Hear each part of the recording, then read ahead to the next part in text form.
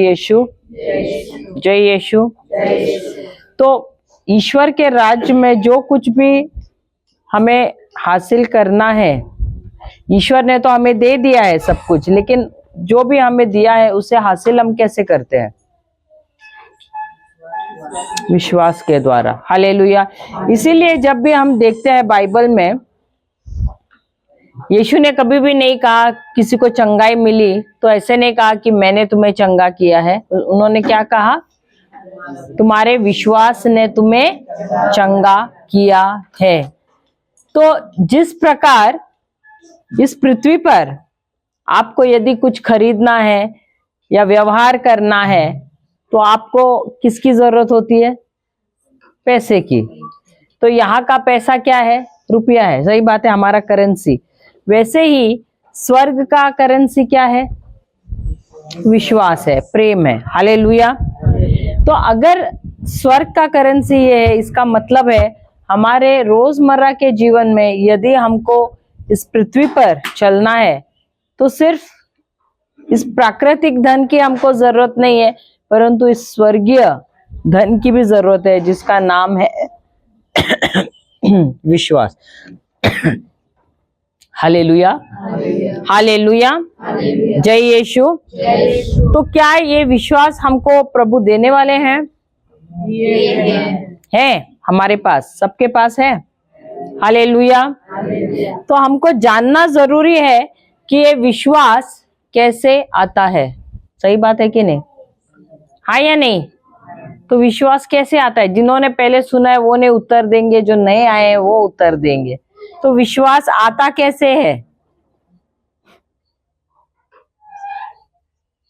वचन सुनने और सुनने से। हमने बोला था जिन्होंने सुना। अच्छा, ओके।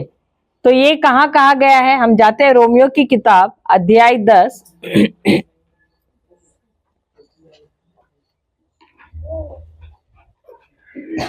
17वां वचन। रोमियो की किताब अध्याय 10 वचन 17।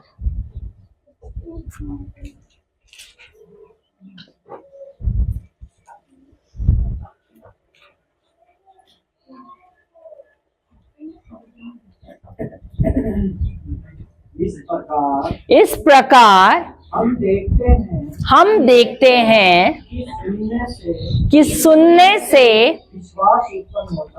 विश्वास उत्पन्न होता है, और जो सुना जाता है वह मसीह का वचन है। और किसी का कुछ ट्रांसलेशन है अलग?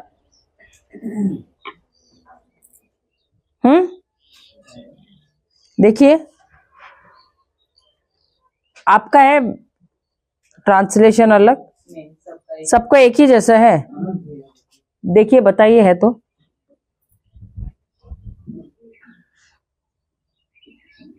जल्दी जल्दी जल्दी जल्दी जल्दी, 1 मिनट में देखूं मेरा इसमें क्या है। विश्वास सुनने से और सुनना मसीह के वचन से होता है। हालेलुया। तो सुनना एक बार है या 2 बार है? वहां कितने बार दिया है? 2 बार। तो 2 बार क्यों दिया है? क्योंकि हमारे पास 2 कान है। सही बात है। अगर 3 कान होते तो, 4 कान होते तो, अरे आप भी वही बोल रहे हैं। Hallelujah, hallelujah. क्या आप लोग सचमुच वही सोच रहे हैं? हाँ, तो यहाँ पर क्यों कहा है 2 बार? तो पहले बार जब हम सुनते हैं वचन, बाहर से अंदर जाता है। हालेलुया।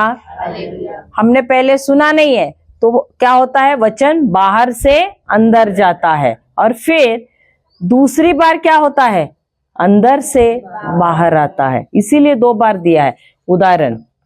उदाहरण, अभी आपको कोई तो बहुत ही बुरा समाचार आ गया, आप गए डॉक्टर, आपके पेट में दर्द था समझो उदाहरण, और डॉक्टर ने कहा चेकअप करके कि तुम्हारा रिपोर्ट निकलवाना पड़ेगा, तुमको टेस्ट करना पड़ेगा, और आप टेस्ट करते हो और आते हो और डॉक्टर कहता है अरे तुम्हें तो ट्यूमर हो गया है। अभी क्या हो गया? कितने बार बोला डॉक्टर ने? 3 बार? अच्छा, 1 बार डॉक्टर ने बोला। डॉक्टर कितने बार बोलता है? 1 ही बार बोलता है। अब आप वहां से सुनते हुए बाहर निकले, डॉक्टर के शब्द अब कहाँ पर है? वही क्लिनिक में है या आपके साथ साथ चल रहे हैं? क्योंकि वो शब्द अब क्या हो गए?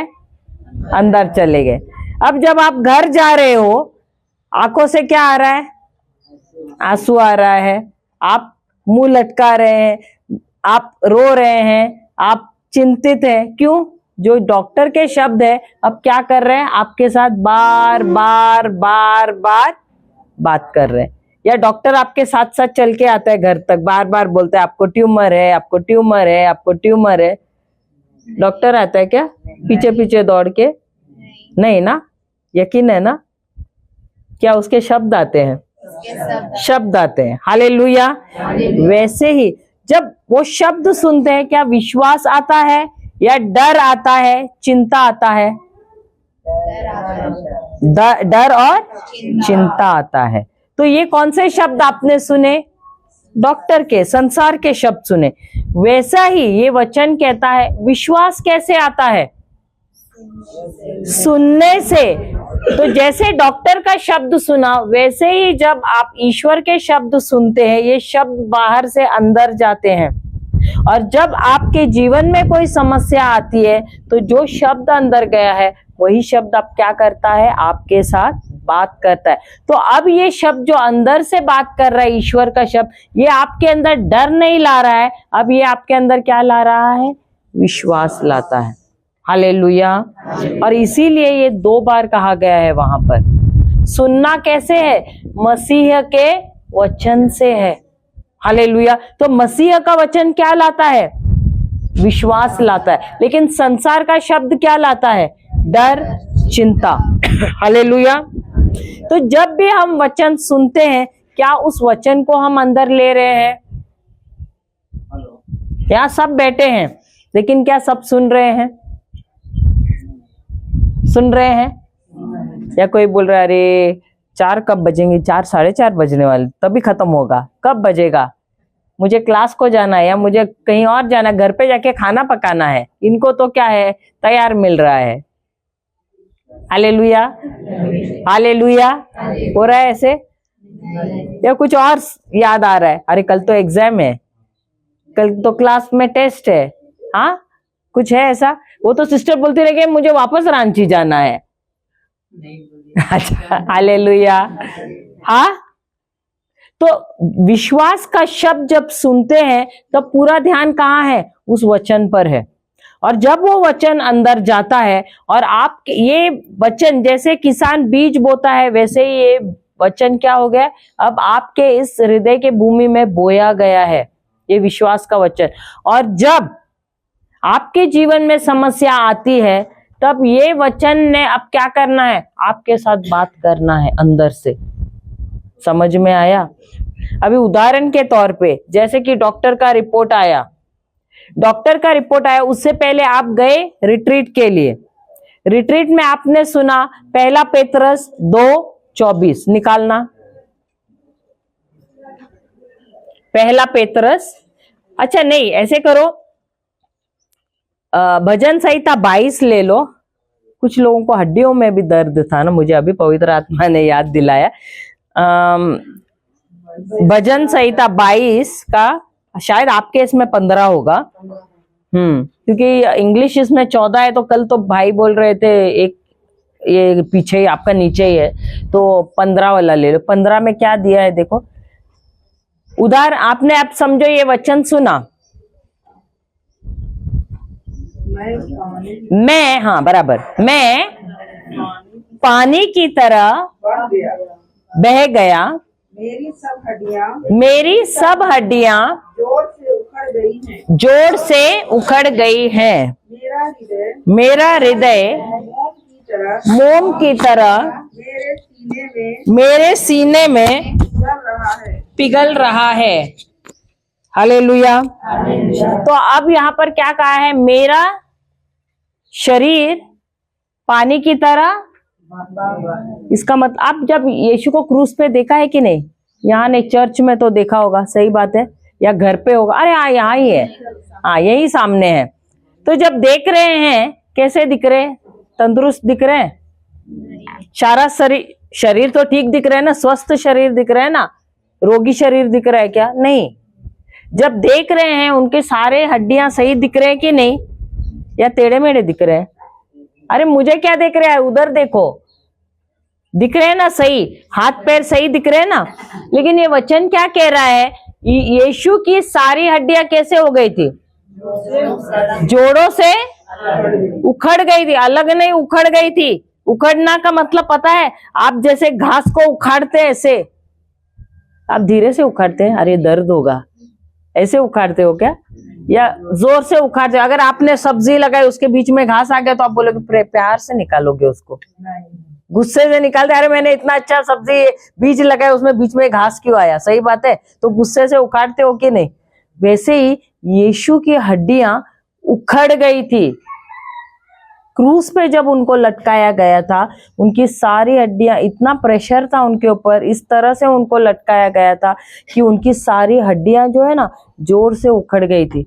अगर आपकी मानो एक उंगली में से यहां से थोड़ा सा उखड़ गया, क्या होता है? या पैर की एक उंगली लास्ट वाली किधर लग गई और थोड़ा सा उखड़ गया बाहर, क्या हो जाता? अच्छा नहीं, यानी इतना दर्द नहीं होता है, सही बात है। चलते समय बार बार किधर लगता है? उसी को लगता है, सही बात है, आ करके चिल्लाते हैं ना जोर से। तो वैसा ही यीशु को हर एक जो उनकी है ना हड्डियां, हर एक जोड़ से उखड़ गई थी। अगर हर एक जोड़ से उखड़ गई तो दर्द समझे कितना हो रहा था उनको। सांस लेते से, हर एक सांस लेते समय भी आप मानिए उनको ऐसे सांस लेना पड़ रहा था, वो दर्द कितना हो रहा था हर एक सांस लेते समय। तो ये वचन कह रहा है कि उनका शरीर पानी की तरह बह गया था। इसका मतलब है, आप पानी को कभी आकार होता है? नहीं। देखा है कभी? नहीं। तो जो व्यक्ति जिसका शरीर का जो हड्डी है जोड़ के अंदर नहीं है, क्या वो खड़ा रह सकता है, बैठ सकता है, सही ढंग से सो सकता है, करवट ले सकता है? नहीं। क्यों? क्योंकि हड्डियां उखड़ गई है, तो हिलने में उसको इतना मुश्किल हो जाता है। यीशु की हालत वो हुई थी।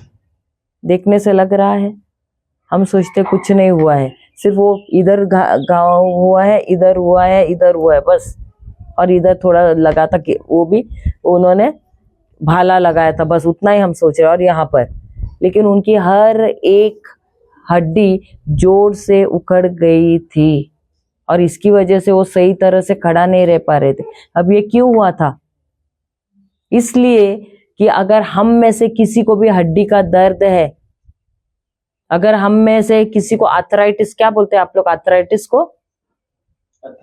आर्थराइटिस समझ में आया ना? किसको जोड़ों में दर्द रहता है, गठिए का दर्द रहता है, कमर की हड्डियों का दर्द रहता है, ठंडी में किसको किसको हड्डियों में दर्द रहता है, सूजन रहता है, उससे आपको चंगाई देने के लिए यीशु इस दर्द से, इस पीड़ा से गुजरे।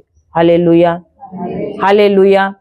और इसीलिए वचन कहता है कि उनके शरीर में इतना दर्द था, और उस दर्द की वजह से आपके शरीर का दर्द, आपके हड्डियों का दर्द, आपके जोड़ों का दर्द पूरी तरह से भला चंगा हो गया है। होने वाला है क्या? होने वाला है क्या? अब डॉक्टर ने, आप गए डॉक्टर के पास, अरे मेरे घुटनों में दर्द है, डॉक्टर ने बोला तुमको ये बीमारी है, तुमको तो जिंदगी भर ये रहेगी, दवाई खाते ही रहना पड़ेगा। अब क्या आता है आपको? अरे यार, मैंने अभी आपको इतना अच्छा सुसमाचार सुनाया, भजन संहिता 22 का 14, और फिर भी चिंता आएगा आपको? या आप डॉक्टर को क्या बोलोगे? जब डॉक्टर आपको ऐसा रिपोर्ट देता है, आप रिट्रीट को गए, आपको वचन मिला भजन संहिता 22 का 14, तो क्या आपको अभी भी चिंता आएगा? नहीं। या आप आनंदित रहोगे? क्यों आनंदित रहोगे? क्योंकि वचन कहता है भजन संहिता 22 का 15 कि प्रभु यीशु की सारी हड्डियां जोड़ों से उखड़ गई थी और उस दर्द की वजह से मेरा सारा दर्द भला चंगा हो गया है। तो अगर वैसा रिपोर्ट आपको आया कि आपको जिंदगी भर ये दर्द में रहना पड़ेगा, अब ये वचन आपने सुनने के बाद वचन कहाँ गया? आपके अंदर चला गया। जब डॉक्टर आपको वो बोल रहा है, आपको अंदर से वचन क्या याद दिलाएगा? पवित्र आत्मा जो आपके अंदर है वो आपको क्या याद दिलाएगा? ये वचन याद दिलाएगा कि नहीं कि अरे मैंने तो कल ही सुना था भजन संहिता में, मुझे तो ये सुसमाचार मिला कि प्रभु यीशु जब क्रूस पर चढ़े, उन्होंने मेरी सारी पीड़ा, मेरा सारा हड्डियों का दर्द जो है, सारे जोड़ों का दर्द, घुटनों का दर्द, पीठ का जो हड्डी का दर्द है, सब कुछ उन्होंने ले लिया है। और उनके उस दर्द के वजह से मैं भली चंगी हो गई हूँ। भले ही मुझे महसूस हो रहा है, लेकिन जो महसूस हो रहा है वो क्या है? वो हकीकत है। कल हमने सीखा कि नहीं? तो ये अंदर से जो मुझे वचन सुनाई दे रहा है, वो कौन मुझे याद दिला रहा है? पवित्र आत्मा। तो अंदर से जब मैं ये सुन रही हूँ वचन को, ये वचन क्या ला रहा है मेरे अंदर? विश्वास ला रहा है। हालेलुया। तो भले डॉक्टर मुझे डर और चिंता का रिपोर्ट दे रहा है, लेकिन अंदर से मुझे पवित्र आत्मा कौन सा रिपोर्ट दे रहा है? विश्वास का रिपोर्ट दे रहा है, जो है वचन का रिपोर्ट। तो अब आपको तय करना है, आप कौन सा रिपोर्ट में विश्वास करोगे? ईश्वर के रिपोर्ट में या डॉक्टर के रिपोर्ट में? क्योंकि जो भी रिपोर्ट में आप विश्वास करोगे, जिसको भी आप लोगे, उसी में आपका विश्वास रहेगा। हालेलुया। और उसी के अनुसार नतीजे आपके जीवन में आप प्राप्त करोगे। हालेलुया। इसीलिए विश्वास, अगर आपको सुनना है तो 2 बार सुनना जरूरी होता है। विश्वास का शब्द हमेशा वहां पर दिया है, 2 बार सुनाई देता है। पहली बार तुम लेते हो अंदर, जब आप बाहरी कान से सुनते हो, लेकिन आध्यात्मिक कान से जब आप सुनते हो, जो बाहरी कान से जब सुनते हो तो सुनते हो और निकाल देते हो, लेकिन जब आप अंदरी कान से, अंदरूनी कान से या आध्यात्मिक कान से सुनते हो, उस वचन को आप अंदर लेते हो और ये बन जाता है विश्वास का शब्द, जो पूरे सामर्थ्य से भरा हुआ है। और जब तुम्हारे जीवन में समस्याएं आती है तो ये वचन अंदर से बात करता है तुम्हारे साथ। अब ये होता है पूरा शब्द विश्वास से भरा हुआ, और उसके अंदर वो सामर्थ्य है जो पीड़ा तुम्हारे अंदर है उसको पूरी तरह से नाश करने का। Hallelujah, hallelujah. तो विश्वास कैसे आता है? सुनने और बार बार सुनने से। तो वचन को एक बार नहीं सुनना है, हमको बार बार सुनते रहना है। हालेलुया, हालेलुया, जय यीशु। तो अगर वचन को सुनना जरूरी है तो क्यों सुनना जरूरी है? क्योंकि ये जो वचन है, इसके अंदर क्या है? इसके अंदर क्या है? वो पदार्थ है जिसका नाम है विश्वास। हम जाते हैं इब्रानियों 11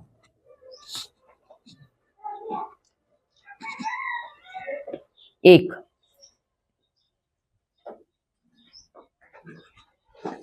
आपके हिंदी में जो डेफिनेशन दिया थोड़ा सा गड़बड़ है, क्योंकि इंग्लिश में दिया है now faith is the substance of the things hoped for, the evidence of things not seen. Hindi में 11 का 3, 11 का 1। 11 का 1, इब्रानी 11 पढ़ना। विश्वास इन बातों की डायरेक्ट विश्वास है क्या? अब नहीं है किसी के बाइबल में? विश्वास अब विश्वास सबसे पहले क्या है? सबसे पहले शब्द क्या है? तो विश्वास वर्तमान काल है या भूतकाल है या भविष्य काल है?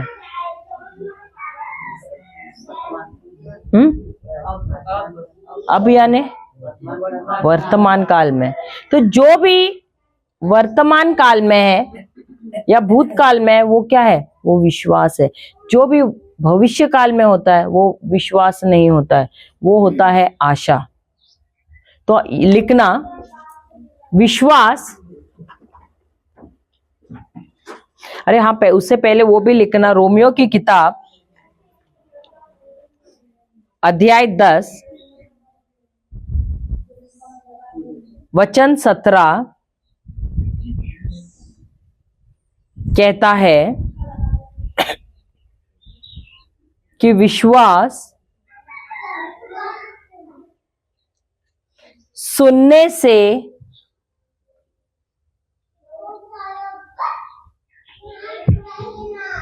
आता है, विश्वास सुनने से आता है, और ये सुनना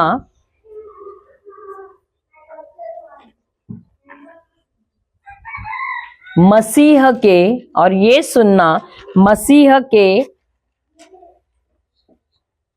वचन के द्वारा होता है, और ये सुनना मसीह के वचन के द्वारा होता है। इसका यह अर्थ है, इसका यह अर्थ है कि हमें वचन को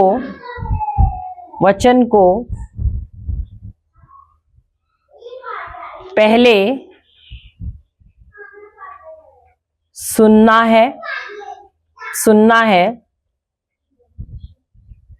अपने कानों के द्वारा,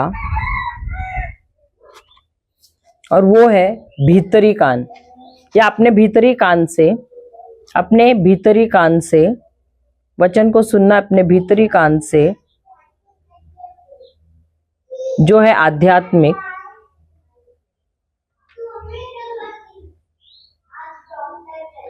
और जब हमारे जीवन में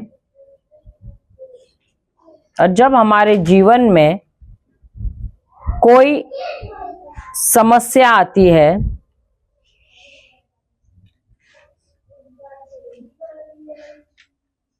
और हमारे जीवन में जब कोई समस्या आती है, तो यही वचन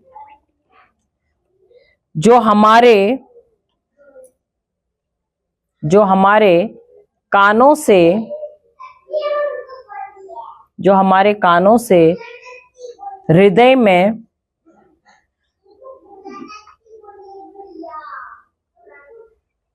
गए हैं,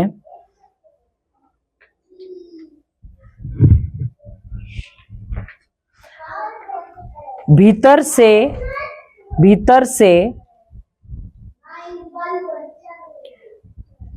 हमसे बात करते हैं, भीतर से हमसे बात करते हैं। वो है प्रभु का वचन, उस समस्या के संबंध में, वो है प्रभु का वचन उस समस्या के संबंध में।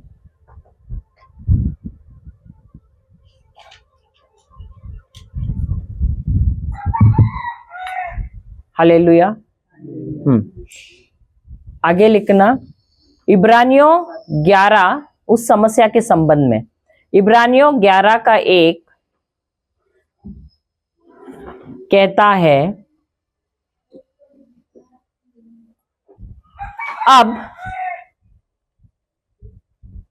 विश्वास जिसका मतलब है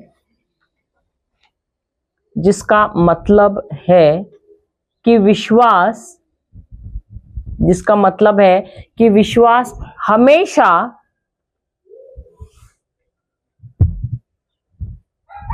वर्तमान काल में होता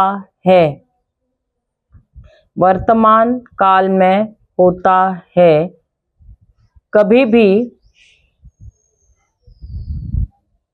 कभी भी भविष्य काल में नहीं होता।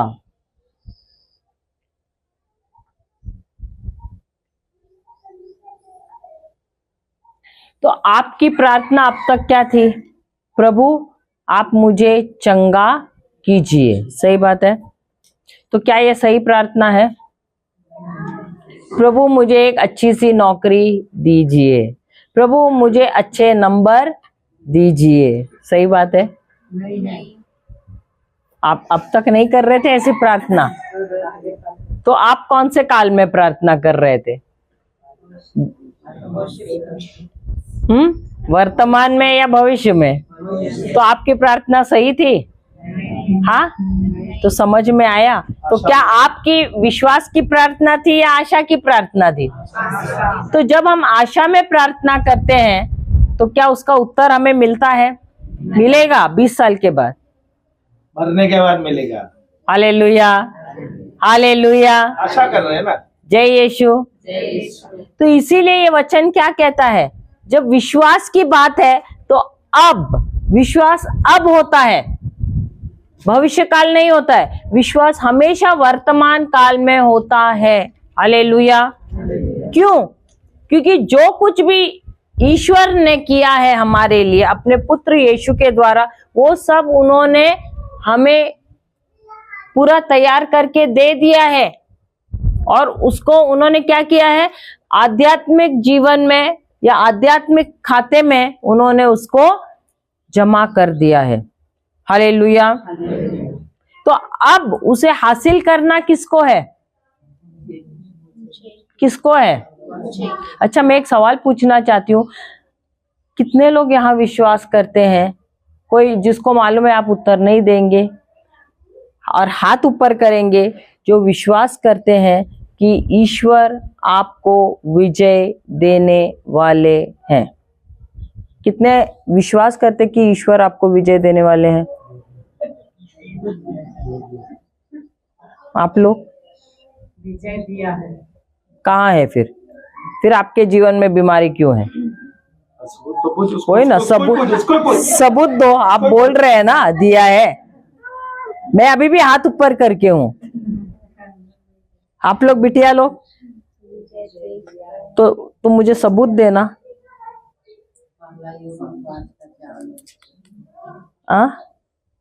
बाइबल में लिखा हुआ है, लेकिन कहाँ लिखा हुआ है? हाँ, तो ढूंढना पड़ेगा ना। अभी सबने हाथ नहीं उठाए इसलिए आपने हाथ नहीं उठाए। बोला दे दिया है तो सबने हाँ हाँ बोल दिया। हाँ, मामा जी गलत भी हो सकते हैं पर वो सही है। तो कितने विश्वास करते हैं कि ईश्वर आपको विजय देने वाले हैं? अच्छा, दे दिया है। कहाँ दिया है? आपके जीवन में समस्या नहीं है तो कैसे कहते हो कि विजय दिया है? हाँ, कैसे? हाँ, तो इसका मतलब आप अभी से प्रार्थना करोगे नहीं कि प्रभु मुझे ये प्रॉब्लम है तो आप इसका उत्तर दो। एक ही बार छड़ी घुमाया और आपको सब कुछ मिल गया। सही बात है। तो कैसे मालूम कि ईश्वर आपको विजय देने वाले हैं? वो बिटिया एकदम कंफ्यूज्ड है, मैं बोलूं हाँ या मैं ना बोलूं? तो देख भी नहीं। हाँ भी बोलूं? नहीं, वो मुझे देख रहे लेकिन वो मन में वो सोच रहे मैं हाँ भी बोलूं तो भी फंस रही हूँ, नहीं भी बोलूं तो भी फंस रही हूँ। ठीक है, हम जाते हैं 1 यूहन्ना अध्याय 5 वचन 4।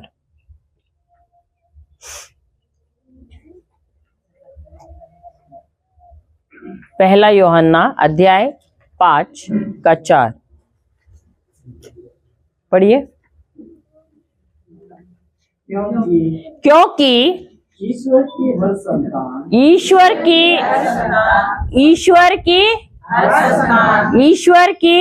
संतान ये दूसरा ट्रांसलेशन है वे। हाँ, ये हर नहीं, क्योंकि हाँ, क्योंकि ट्रांसलेशन में फर्क हो गया। क्योंकि जो कुछ है या हर कोई, क्योंकि जो कुछ है या हर कोई है। क्या हर कोई ईश्वर की संतान है? हर कोई ईश्वर की संतान? पूछ, फिर से पूछ। हर कोई हाँ, इनको ही पकड़ना चाहिए। हर कोई बोले बाप रे, अगली बार आएंगे, कल आएंगे कि नहीं? हम लोग नहीं आते हैं बाबा, लेकिन सीखने मिल रहा है कि नहीं?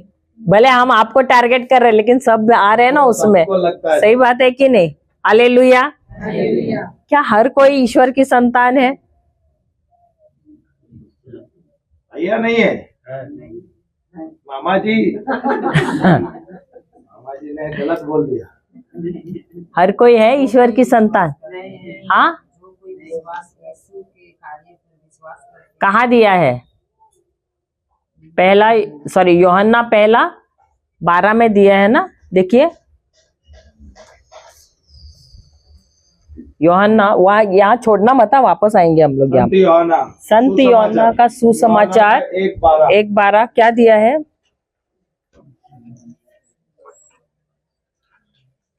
हम आपको सबूत के साथ दे रहे हैं। जितनों ने उसे अपनाया जितनों ने उसे अपनाया और जो उसके नाम में और जो उसके नाम, किसके नाम में? प्रभु यीशु के नाम में विश्वास करते हैं उन सबको उसने ईश्वर की संतति बनने का अधिकार दिया।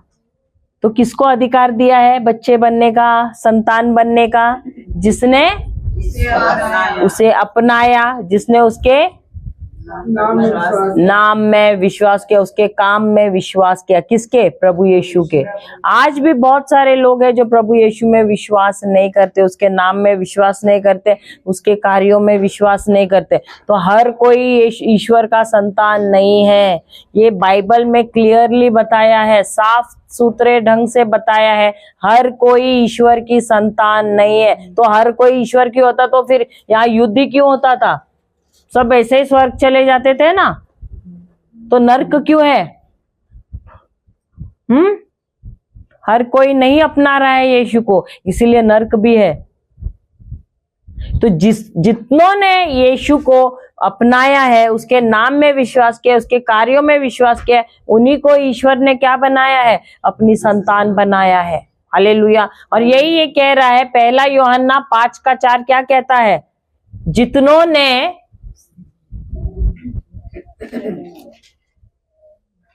आप पढ़िए ब्रदर। क्योंकि जो कुछ परमेश्वर से उत्पन्न हुआ वह संसार पर जय प्राप्त करता। बस अब कौन है जो पढ़ना दोबारा? जो संसार पर जाए नहीं, जो ईश्वर से उत्पन्न हुआ है, कौन है वो जो ईश्वर से उत्पन्न हुआ है? जो कुछ, एक मिनट, कौन है वो? अच्छा, पढ़ना दोबारा। जो कुछ परमेश्वर से उत्पन्न हुआ है, परमेश्वर से उत्पन्न, बस उतना ही। जो कुछ या जो कोई परमेश्वर से उत्पन्न हुआ है। अब कौन है वो जो परमेश्वर से उत्पन्न हुआ है?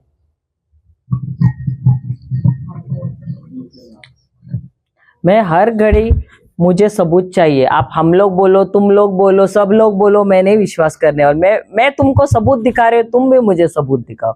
बगैर सबूत का मैं नहीं विश्वास करूंगी। मामा जी सोच रहे हैं। अब कौन है वो जो ईश्वर से उत्पन्न हुए हैं?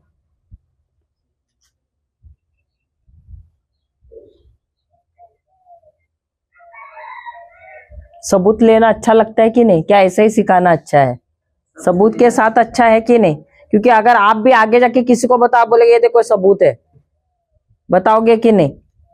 अगर कोई बोला रहे तुम तो ईश्वर की संतान ने, इसको बोलने का सबूत के साथ मैं ईश्वर की संतान हूं, यही आपको कॉन्फिडेंस देता है। हालेलुया, हालेलुया, जय यीशु, जय यीशु। चलिए जाते, पहला पेत्रस, इधर दोबारा आना है। पहला पेत्रस का पहला पत्र, अध्याय 1, वचन 23।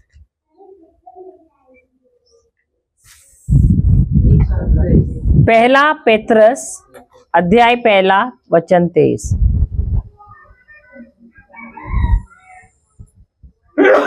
आपने दोबारा जन्म लिया। आपने दोबारा जन्म लिया, इसका मतलब आपका पहला जन्म भी हुआ है।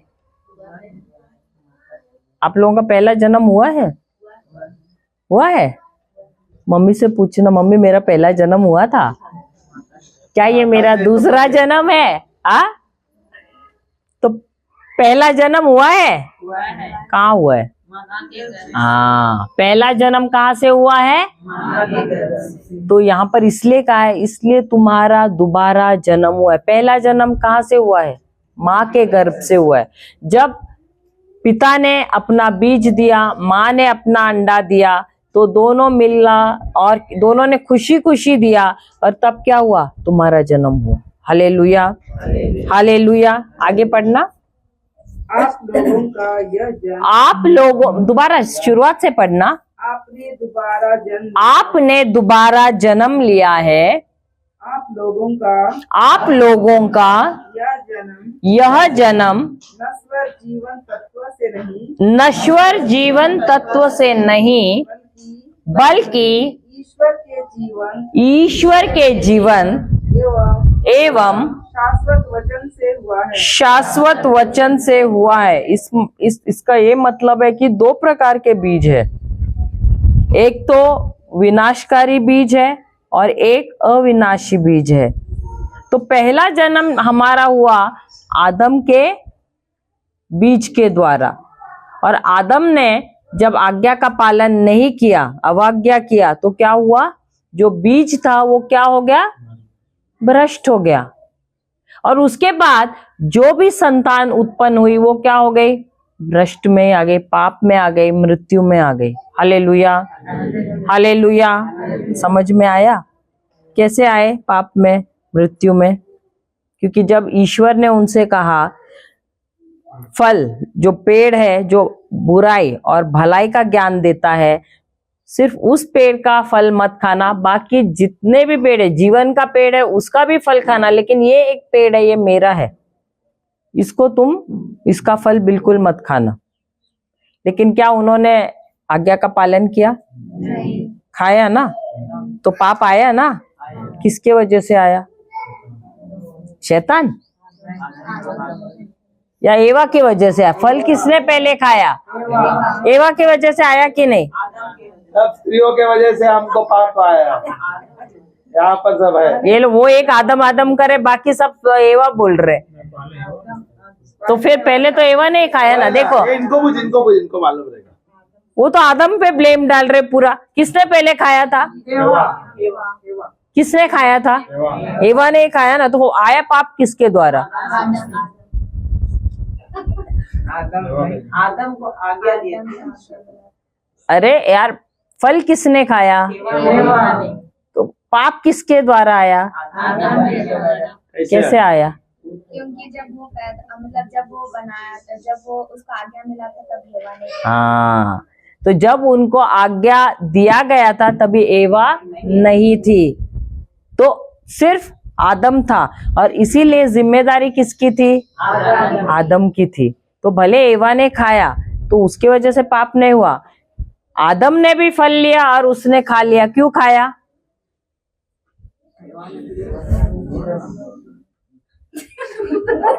तुम्हारी एवा है क्या? इनकी एवा है क्या? कल एवा आके आपको फल देंगे तो आप खा लोगे ऐसे बिना सवाल? तो खा लेगा, अभी शादी नहीं हुआ। अच्छा, मैं वो बोल रहे मेरी एवा नहीं है।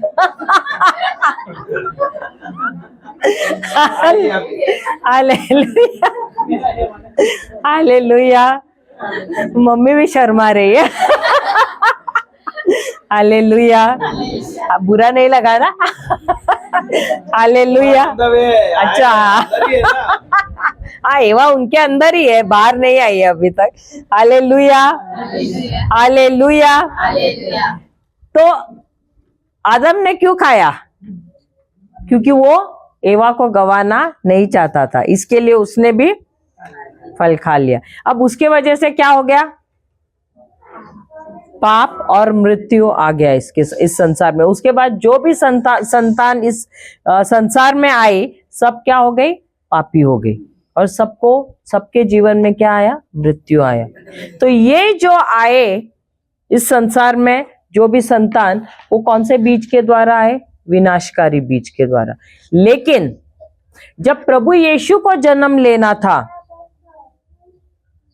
क्या कोई पुरुष शामिल था? नहीं। क्यों नहीं था? क्यों नहीं था? आदम का जो पाप है वो मनुष्य मतलब लड़कों के लिए। क्योंकि जो पुरुष का जो शुक्राणु है ना, उसके अंदर लहू रहता है और उस लहू में क्या है? पाप है, और इसीलिए पुरुष को शामिल नहीं होना था। हालेलुया। यीशु को अगर यहाँ इस पृथ्वी पर मनुष्य रूप में आना था तो पुरुष को शामिल होना नहीं था। वो एक ही बार ऐसे हुआ है जब ईश्वर ने एक बीज भेजा दूत इब्राहिम के हाथ में, और वो क्या था? प्रभु का संदेश जो बना शुक्राणु। और जब माता मरियम ने उसको ग्रहण किया, उसने जब उस पे मनन चिंतन किया, वो बीज के ऊपर पवित्र आत्मा छाया रहा और उस बीज को उसने बनाया मांस और लहू। इसीलिए यूहन्ना 1:14 कहता है वो बीज क्या बना? मांस और लहू, और हमारे बीच में निवास किया। फिर से बोलना, माता मरियम ने अब जब ईश्वर, देखो ईश्वर को यीशु को भेजने के लिए बहुत साल लगे। क्यों? क्योंकि जब भी वो किसी नबी के द्वारा संदेश अपना भेज रहे थे, वो पूरा संदेश नहीं बता रहे थे, क्योंकि वो डर रहे थे और उनके ऊपर अत्याचार हो रहा था, उनको मारा जा रहा था, इसलिए वो पूरा संदेश नहीं दे रहे थे। इसलिए हजारों साल चले गए और यीशु को जन्म लेने में बहुत समय, उनको इस पृथ्वी पर आने के लिए समय लगा। आखिर में जब सही समय आया, वचन कहता है सही समय आया, तो ईश्वर ने एक स्त्री को चुना जो नियम के अंदर, पुराने नियम में वो थी, तो उन्होंने अपने दूत के द्वारा उन्होंने भेजा ये संदेश जो बना, जो उनका वचन था। संदेश यानी क्या है? उनका वचन, जो वचन बना शुक्राणु, स्पर्म बोलते हैं, वो बना, जो उन्होंने माता मरियम को दिया लाकर। और माता मरियम ने क्या, उन्होंने बोला नहीं, मैं पहले मेरे मम्मी से पूछती हूँ, अच्छा रुको मैं पहले जाके यूसुफ से पूछती हूँ, उसको पूछती हूँ मैं ये संदेश लूं कि नहीं, ऐसे बोला क्या? नहीं। या उन्होंने ले लिया? उन्होंने ग्रहण किया। सिर्फ एक सवाल पूछा कि ये कैसे हो सकता है। और वो क्यों पूछा? क्योंकि वो जानना चाहती थी कि मैं बिना कोई पुरुष के साथ रिश्ता जोड़े कैसे ये संभव हो सकता है कि मैं गर्भवती बनूं।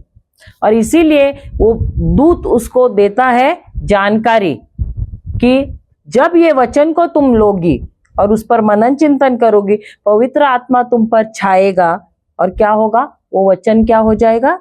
मांस और लहू बन जाएगा तुम्हारे गर्भ में। हालेलुया। लूका का सुसमाचार घर पे जाके पढ़ना, पहला अध्याय, मेरे ख्याल से 30 या कौन सा वचन है, वहां से शुरू करो पूरा। एक बात हमेशा याद रखना, माता मरियम को भी अगर इस योजना में शामिल होना था, ये पहले याद से सुन लो। देखो, माता मरियम को भी अगर इस योजना में शामिल होना था तो उसको भी यीशु को अपना प्रभु स्वीकारना था, उसको भी मुक्ति प्राप्त करना था, उसको भी उद्धार प्राप्त करना था। क्योंकि वचन कहता है रोमियो की किताब में शायद 3 अध्याय 23वां वचन कि कोई भी ऐसा व्यक्ति नहीं है जिसने पाप नहीं किया है सिवाय प्रभु यीशु के। तो उनको भी, माता मरियम को भी क्या करना था? मुक्ति या उद्धार प्राप्त करना था। और वचन कहता है रोमियो की किताब 10वां अध्याय 9वां वचन, देखना क्या कहता है। रोमियो की किताब अध्याय 10:9 क्या कहता है?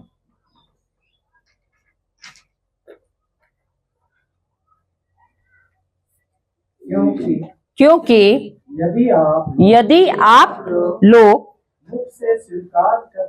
मुख से स्वीकार करते हैं कि ईसा प्रभु है और हृदय से विश्वास करते हैं लॉर्ड वन फाइंड आउट, ईश्वर ने उन्हें इसमें फाइंड आउट करिए ना, मृतकों में से जिलाया, मृतकों में से जिलाया, लूक 1 में है। मुक्ति प्राप्त होगी। तो आपको मुक्ति प्राप्त होगी। क्या कहा है?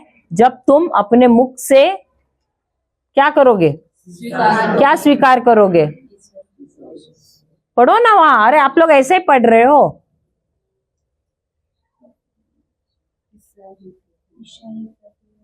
क्या क्या स्वीकार करना है? ईसा ही प्रभु है। और हृदय में क्या करना है? विश्वास क्या करना है? ईसा ही प्रभु है। कि ईश्वर ने उसे मृतकों में से सबसे पहले क्या करना है? दो चीजें करनी है। मुख से स्वीकार करना है, हृदय से विश्वास करना है। मुख से स्वीकार क्या करना है? कि ईसा ही प्रभु है। क्या माता मरियम ने उन्हें प्रभु कहा है?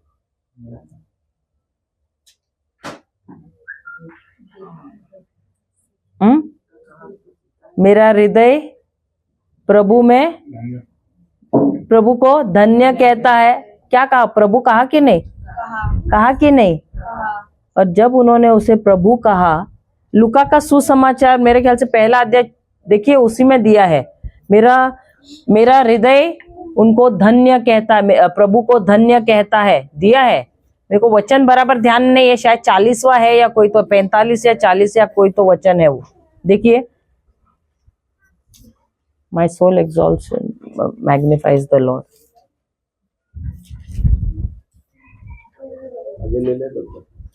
देखिए, क्या माता मरियम ने उनको प्रभु करके स्वीकारा है? स्वीकारा है।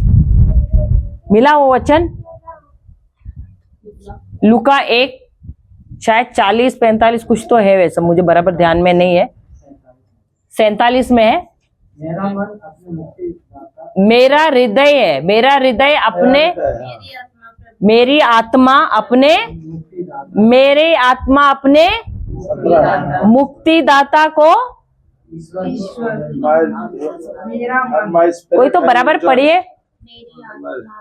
मेरी आत्मा प्रभु का गुणगान करती है। तो प्रभु का गुणगान करती है, तो उन्होंने भी यीशु को प्रभु माना है। इसके लिए उनको चुना गया था, क्योंकि उनको भी अगर ईश्वर की योजना में आना है तो उनको मुक्ति प्राप्त करना बहुत जरूरी था। हालेलुया। क्योंकि ऐसा कोई व्यक्ति नहीं है जिसके अंदर पाप नहीं था। ये रोमियो की किताब 3 अध्याय 23वां वचन है। देखिए, पढ़िए। मैं आपको सब सबूतों के साथ बता रही हूं। अगर वहां पर कहा गया है कोई भी ऐसा व्यक्ति नहीं है, पढ़िए पढ़िए, रोमियो 3:23 पढ़िए।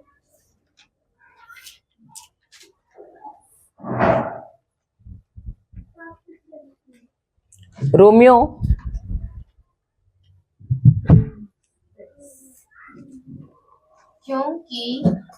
क्योंकि सब ने पाप किया, कुछ ने,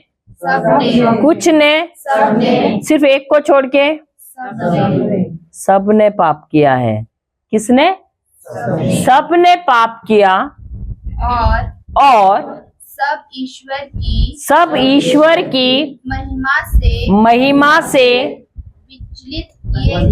वंचित किए गए। हालेलुया। हाँ, आगे।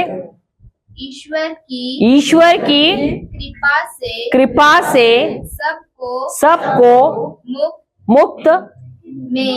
मुफ्त में पाप मुक्ति का वरदान मिला है। तो अभी आपके आंखें खुल गए।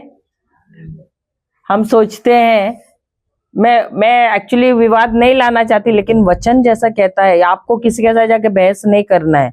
मैं जो सत्य है सिर्फ वो बता रहे, लेकिन आप जाके किसी के साथ इस बारे में बहस मत करना, क्योंकि वो आपके साथ झगड़ा करेंगे। जो सत्य है सिर्फ उतना बताया, आप विवाद मत करने जाना, ठीक है? ये सत्य को अपने पास ही रखना। सिर्फ जो मन जिसका बदला है वचन के द्वारा, उनको बताया, ठीक है, लेकिन मैं आप लोगों को बता रही हूँ क्योंकि आप लोग वचन सुन रहे हैं करके। समझ में आया? तो माता मरियम को भी मुक्ति प्राप्त करना पड़ा इस योजना में आने के लिए। समझ में आया? और जब उन्होंने ग्रहण किया उस वचन को, पवित्र आत्मा उसके ऊपर छाए, उस वचन पर छाए, और उस वचन को क्या दिया रूप? मांस और लहू का। क्योंकि यूहन्ना 1:14 वही कहता है कि शब्द ने मांस और लहू का रूप धारण किया और हमारे बीच में निवास किया। हालेलुया। मैं आप लोगों को जो भी दिखा रही हूं, मैं सबूत के साथ दिखा रही हूं, ठीक है? Hallelujah, hallelujah. तो ईश्वर यीशु जो है वो अविनाशी बीज द्वारा उत्पन्न हुआ है और उन्होंने आकर हमको मुक्ति दिया है। इसकी वजह से जब हमारा पहला जन्म अपने माता पिता के द्वारा हुआ है, जो आदम का बीज था, तो हमारा जन्म हुआ था विनाशकारी बीज के द्वारा। लेकिन जिस दिन हमने ईश्वर यानी यीशु ने जो कार्य हमारे लिए किया है, हमने उसके बारे में प्रचार सुना, हमने यीशु को देखा क्या? क्रूस पे मरा हुआ देखा, दफनाया हुआ देखा, पुनर्जीवित हुए वो देखा, स्वर्ग में बैठा हुआ देखा, तो हमने विश्वास कैसे किया? उस अनदेखी चीज के ऊपर हमने विश्वास किया। कैसे? प्रभु के वचन के द्वारा। हालेलुया। तो उस प्रचारक ने जब आकर हमको प्रचार किया, पवित्र आत्मा ने क्या किया? पवित्र आत्मा ने उनके जो शब्द है उसको क्या किया? उसके द्वारा हमको विश्वास दिलाया और तब हमने विश्वास किया यीशु में। तो हमारा उस समय क्या हुआ? नए सिरे से जन्म हुआ। क्या हुआ? नए सिरे से, यानी हमारा दोबारा जन्म हुआ। यानी इसका मतलब पहले हमारा ये जो आत्मा जो था, ये पाप के वजह से मर गया था। पाप के वजह से मर गया था का मतलब क्या है? यीशु से, ईश्वर से जुदा हो गया था। जो रिश्ता आदम का ईश्वर के साथ था, पाप के वजह से, अवज्ञा के वजह से क्या हो गया था? टूट गया था। तो जो व्यक्ति ईश्वर से जुदा है, वो व्यक्ति आत्मा में मरा हुआ रहता है। भले वो चल फिर रहा है, लेकिन वो जीता जागता मुर्दे के जैसे है। क्यों? क्योंकि अगर ईश्वर उसके अंदर नहीं है, वो मरा हुआ है। हालेलुया। लेकिन जब हमने यीशु के बारे में सुसमाचार सुना, हमने उन पर विश्वास किया, हमने उनको ग्रहण किया अपना मसीह के रूप में, तब हमारा आत्मा जो मरा हुआ था वो ईश्वर के आत्मा के साथ दोबारा जुड़ गया और हमारा नए सिरे से हमारा क्या हुआ है? जन्म हुआ है। वही ये वचन कह रहा है, पहला पेतरस 1 अध्याय 23वां वचन, तुम्हारा दोबारा जन्म हुआ है अविनाशी बीज के द्वारा, ना कि विनाशकारी बीज के द्वारा। समझ में आया? अब दोबारा 1 यूहन्ना अध्याय 5 4 वचन जाते हैं। जो कोई क्योंकि जो कुछ परमेश्वर से उत्पन्न हुआ है वह संसार पर जय प्राप्त करता है। तो अब आप में से कितने हैं जो ईश्वर से उत्पन्न हुए हैं? मैंने समझाया आपको। तो क्या आप ईश्वर से उत्पन्न हैं? हाँ या नहीं? अब कितना देर लग रहा है सोचने के लिए? क्या आप लोग ईश्वर से उत्पन्न हैं या नहीं है? कितने हैं?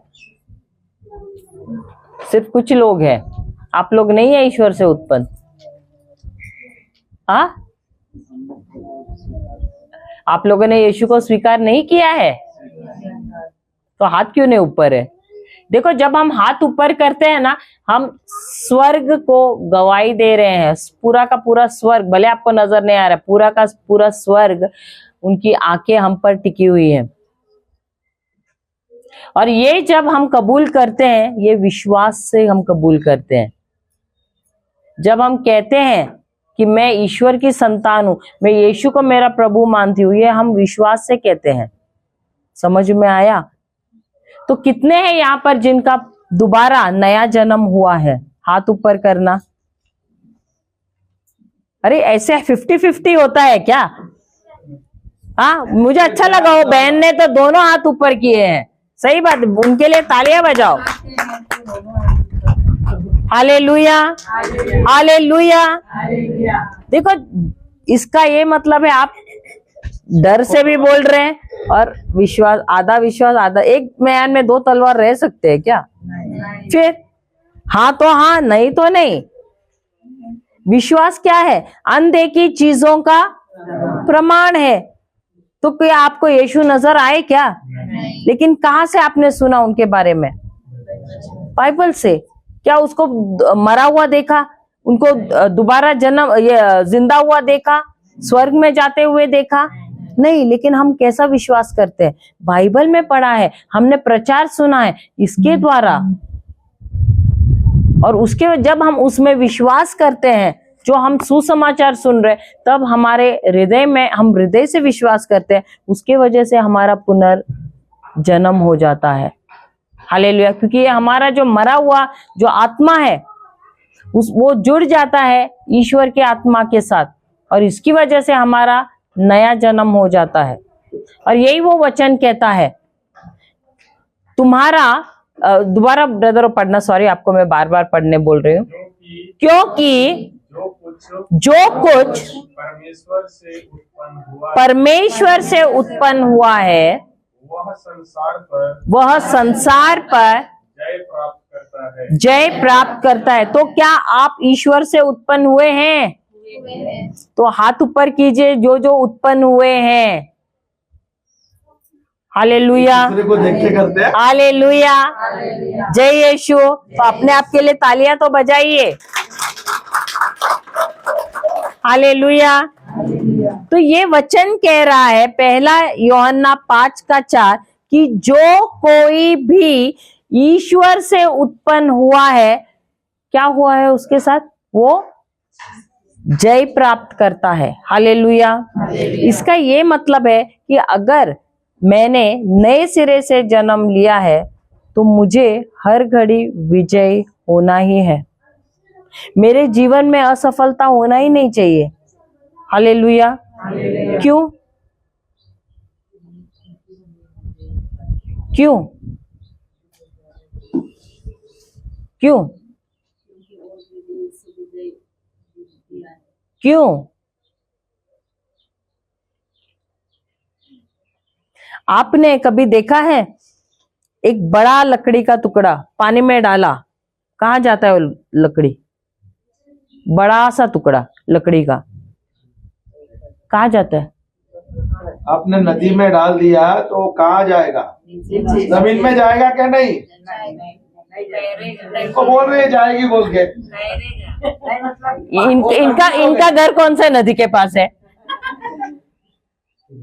हाँ, कौन सा नदी?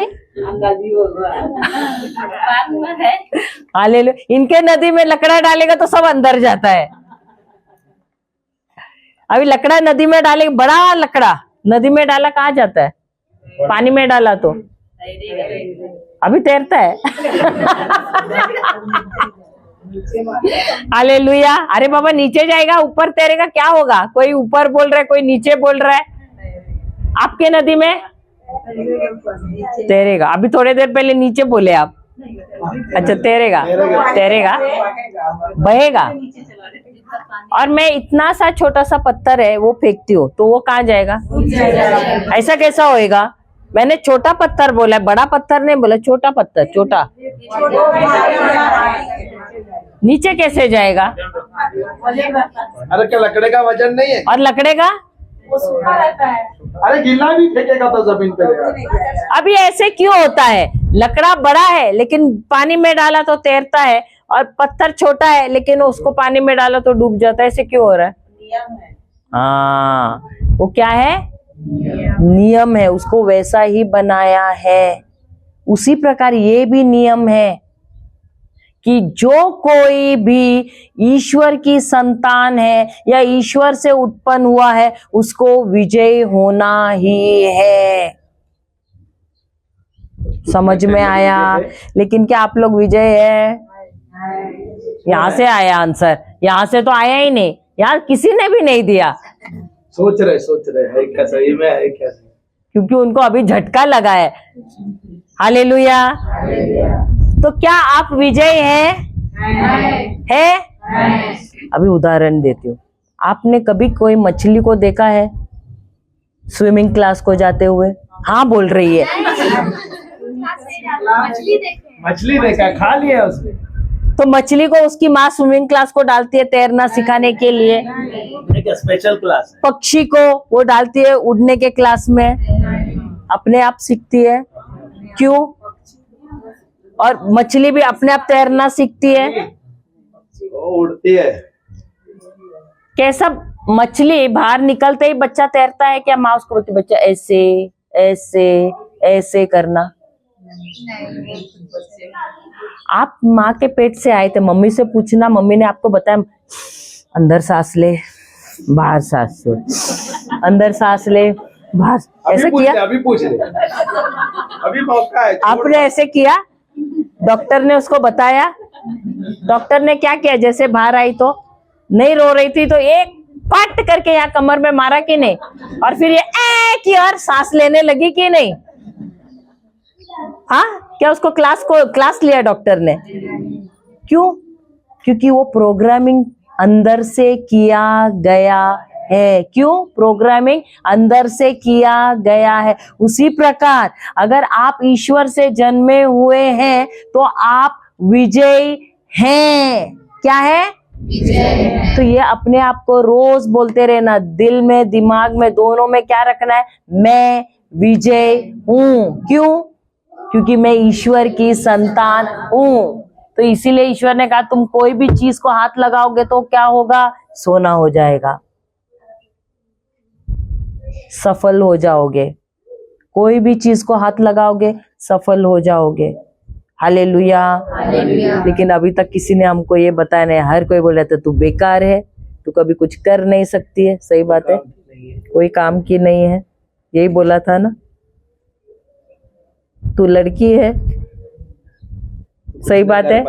हालेलुया, हालेलुया, जय यीशु। लेकिन वचन तो ऐसा नहीं कहता है। वचन कहता है जो भी ईश्वर की संतान है या ईश्वर से उत्पन्न हुआ है या नए सिरे से जन्म लिया है, वो क्या है? विजयी है। वो कभी भी असफल नहीं हो सकता है, हर चीज में विजय है। इसलिए रोज अपने आप से कहना, मैं ईश्वर की संतान हूं इसलिए मैं विजय हूं। मैं ईश्वर की संतान हूं इसलिए मैं विजय हूं। और आगे पढ़ना आप। और वह विजय जिससे संसार पर जय प्राप्त होती है हमारा विश्वास है। हमारा ईश्वर है। हमारा ईश्वर है। क्या पढ़ रहे हो भाई? ईश्वर है क्या विश्वास है? क्या पढ़ रहे हो? ईश्वर है। अरे ईश्वर है, देखो तो सही आपका बाइबल में। उसको बोला, रजनी को पूछ, रजनी को पूछ। रजनी कौन है? वही रजनी है। अच्छा हाँ, रजनी। रजनी ईश्वर है ना? रजनी बहन बोला हो, कहा नहीं? कौन विजय देता है? ईश्वर ना? ईश्वर देता है कि नहीं? कौन खुद? ईश्वर हाँ। खुद। कौन विजय देता है? वो बेचारे कंफ्यूज हो गए अभी तक तो। कौन देता है? कौन देता है? कौन देता है? हमारा विश्वास। तो अभी से अगर आप जानते हो कि विश्वास आपको विजय देता है तो क्या बढ़ाना जरूरी है? क्या बढ़ाना जरूरी है? आपको लड़ने की जरूरत है? आपको भागने की जरूरत है? आपको संघर्ष करने की जरूरत है? तो आपको क्या करना है? और विश्वास को कैसे बढ़ाना है? वचन को सीख कर सुन कर आपको क्या करना है? अपने विश्वास को मजबूत बनाना है। क्योंकि आपको नहीं लड़ना है, किसको लड़ना है? आपके विश्वास को लड़ना है। और इसीलिए हम यहाँ पर सीख रहे हैं। इब्रानियों की किताब अध्याय 11 1 वचन क्या कहता है? अब विश्वास क्या है? पढ़िए, हमारे पास समय कम है, क्योंकि इतना ही समझाने में मुझे समय गया। अन्य भाषा भी सिखाया। इब्रानियों 11:1। विश्वास उन बातों की नहीं, आपका बराबर नहीं है, वो भाई का ही बराबर है। अब हाँ, अब विश्वास आशा की हुई वस्तुओं का निश्चय और अनदेखी वस्तुओं का प्रमाण। ये आपका बराबर नहीं है, लिखिए, मैं आपको देती हूँ डेफिनेशन। अब अब विश्वास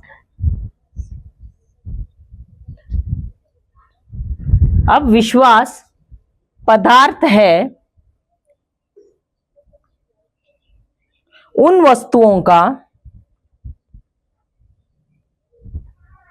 अब विश्वास पदार्थ है उन वस्तुओं का जिनकी हम आशा करते हैं,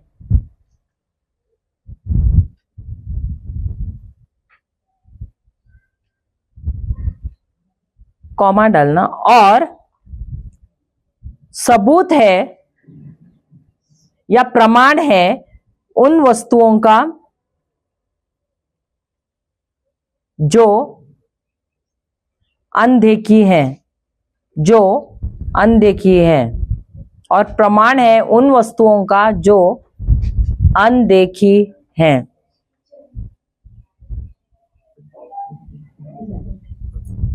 तो मैंने क्या कहा, अब विश्वास क्या है? क्या है विश्वास? क्या है ये? इसके अंदर क्या है? ग्लास के अंदर क्या है? पदार्थ है। वो पदार्थ क्या है? पानी है। उसी प्रकार विश्वास क्या है? पदार्थ है। किसका? उन चीजों का। अब मैंने कल आपको सिखाया था, शब्द क्या है? चीजें हैं। शब्द क्या है? अब तो बीज भी है, वो बीज भी है, लेकिन मैंने कल आपको सिखाया शब्द है चीजें। तो यहां पर दिया है विश्वास पदार्थ है उन चीजों का। अब चीज यानी क्या है? शब्द। ये जो शब्द क्या है? बर्तन है, उसके अंदर क्या है?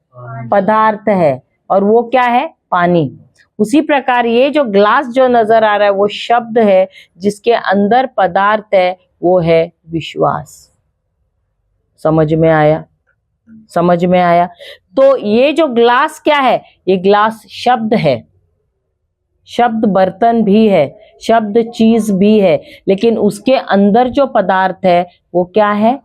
विश्वास। तो अगर आपको विश्वास चाहिए तो आपको कौन से दुकान में जाना है? बर्तन के दुकान में।